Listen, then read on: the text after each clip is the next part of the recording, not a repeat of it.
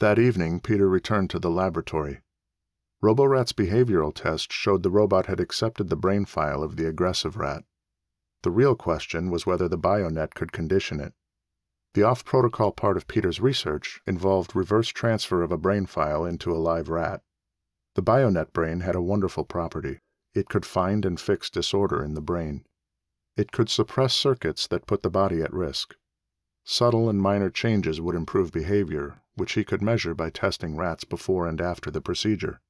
He'd done this several times on previous evening visits to his laboratory, but this would be the first experiment with the new cot unit.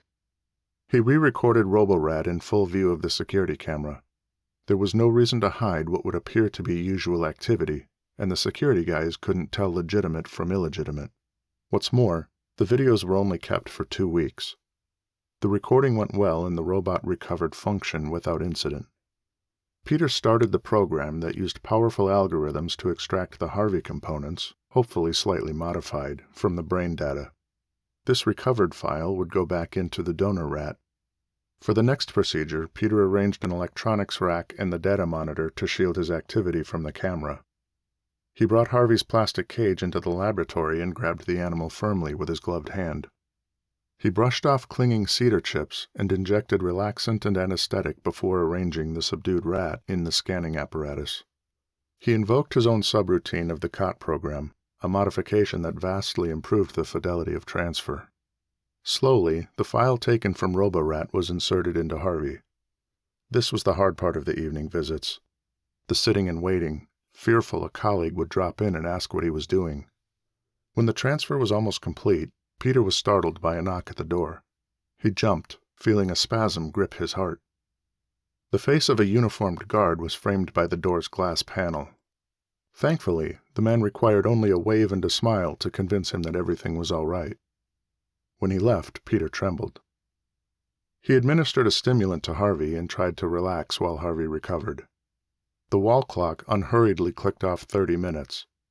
Peter rose with nervous excitement and approached the rat's cage. When he peered through the stainless steel grid, Harvey looked up with bared teeth.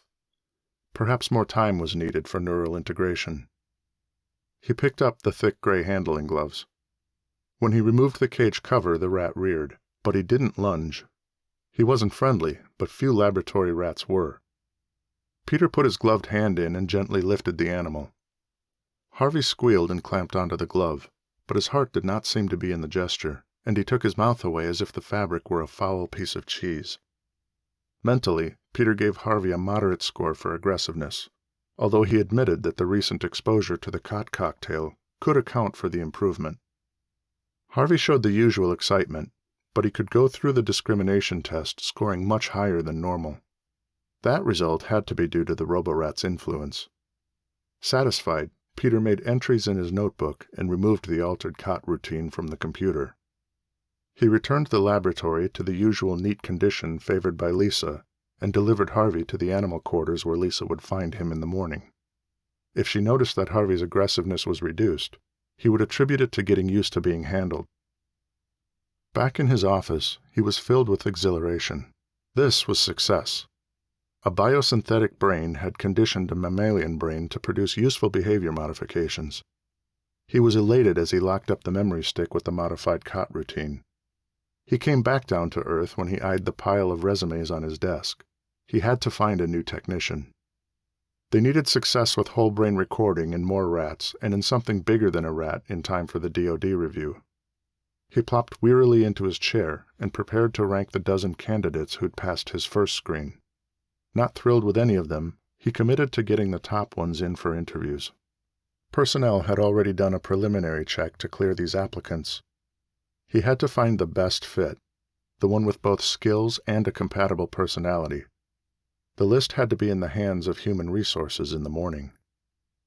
He put a blank yellow pad on his blotter and took the top folder from the stack. The name on the file was unfamiliar. That surprised him, for he'd studied every one of the applications. Could he have missed this one? Or forgotten a name? Reading the file revealed the perfect candidate.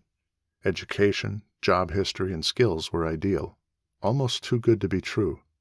The file had the authenticating human resources date stamp, but Peter was sure he'd never seen it before.